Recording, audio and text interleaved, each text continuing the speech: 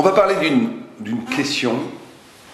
Vous savez que je donne beaucoup de cours en France, en Europe, et toujours, la discussion qu'on a avec des gens qui ne sont pas dans la Torah, on ne va pas dire contre la Torah, mais qui ne sont pas dans la Torah, on pourrait synthétiser toutes les discussions à une seule et grande discussion qui tourne autour d'un grand concept. Et pour dire les choses simplement, je vais vous raconter une histoire. Une fois, j'étais en train de parler avec un juif qui est un artiste peintre, connu, je ne veux pas dire son nom, et on parlait Torah. Et tout d'un coup, au milieu de la discussion, il s'énerve et il me dit « Écoute, toi, t'es rabbin, tu t'éclates en étant rabbin, moi je suis peintre, je m'éclate en étant peintre, laisse-moi tranquille. » Et j'ai réfléchi à cette histoire. Je me suis dit, comment est-ce que quelqu'un peut dire « Je suis peintre, j'ai choisi d'être peintre, toi, tu as choisi d'être rabbin, tu fais ce que tu veux. » Est-ce que c'est un argument qui est valable? Est-ce que cette attitude est concevable? Alors j'ai regardé un petit peu dans nos livres, dans nos saints livres, et j'ai trouvé une réponse extraordinaire, parce qu'elle est un angle d'approche qui peut couvrir toutes les grandes questions philosophiques et thoraïques qu'on peut avoir. Vous savez que on pourrait réduire toutes les discussions entre la Torah et les hérétiques et les apicorsim à une seule et grande question qui est qu'est-ce qui est premier? La forme ou la matière?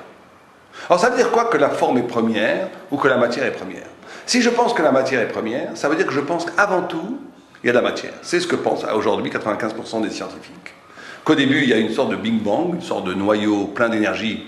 D'où vient ce noyau? Ça, ils sont incapables de le dire.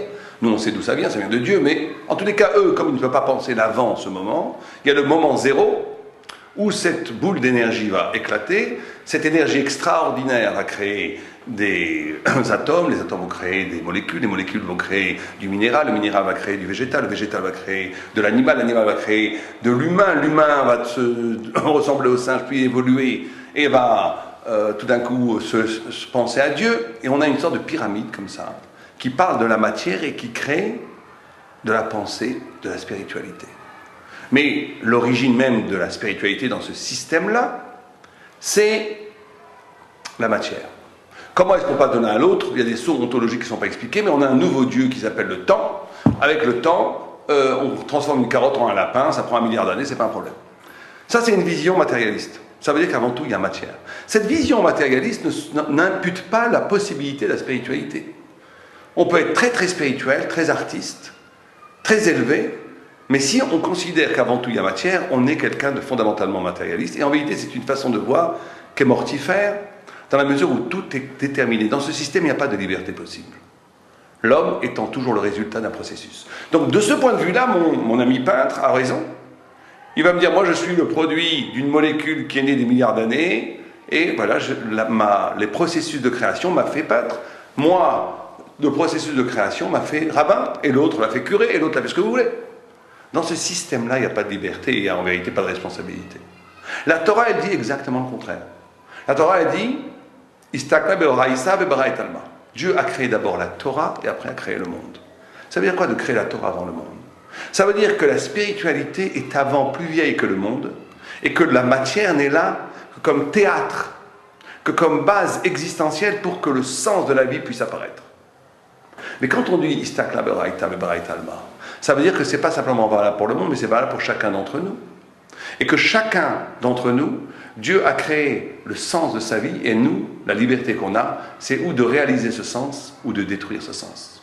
Donc dans cette perspective-là, on ne peut plus dire, moi je suis peintre, toi t'es rabbin. Après la question, si tu es juif, tu as quelque chose à faire dans le monde. Bien sûr, tu peux être peintre, c'est magnifique de peindre, on n'a rien contre la peinture, mais tu ne peux pas réduire le sens de ta vie à la peinture par le fait même que quelqu'un qui t'a créé, qui s'appelle le bon Dieu, a prévu pour toi que tu deviennes génial dans la Torah. Et ça, tu le détruis. Donc tu détruis le sens de ta vie. Et vous savez que cette idée de l'avant de la spiritualité avant la matière, elle va très très loin. Parce qu'elle pose en soi le statut même du savoir, la possibilité même de penser. Beaucoup de gens pensent que je réfléchis, je pense, j'ai un cerveau, et je décide d'être religieux ou je décide de ne pas être religieux. D'après la Torah, c'est exactement le contraire.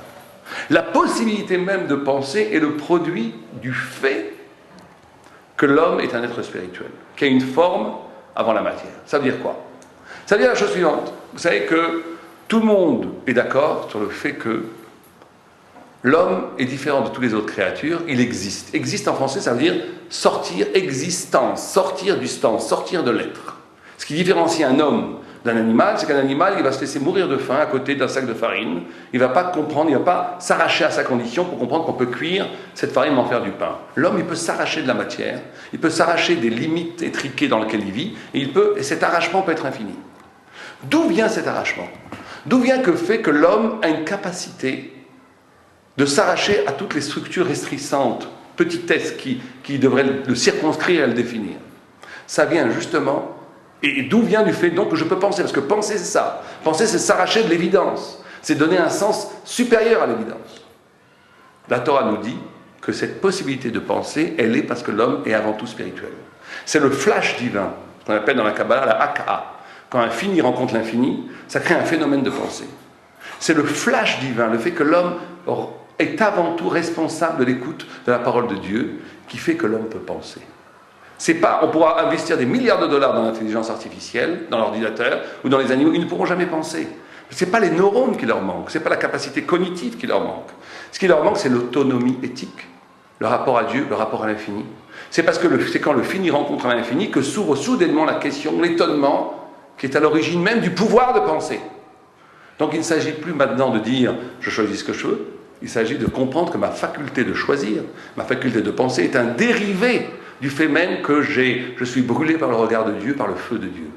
Et donc, la responsabilité est supérieure, plus profonde, antérieure à toute liberté. Je nous laisse réfléchir à ces grandes questions.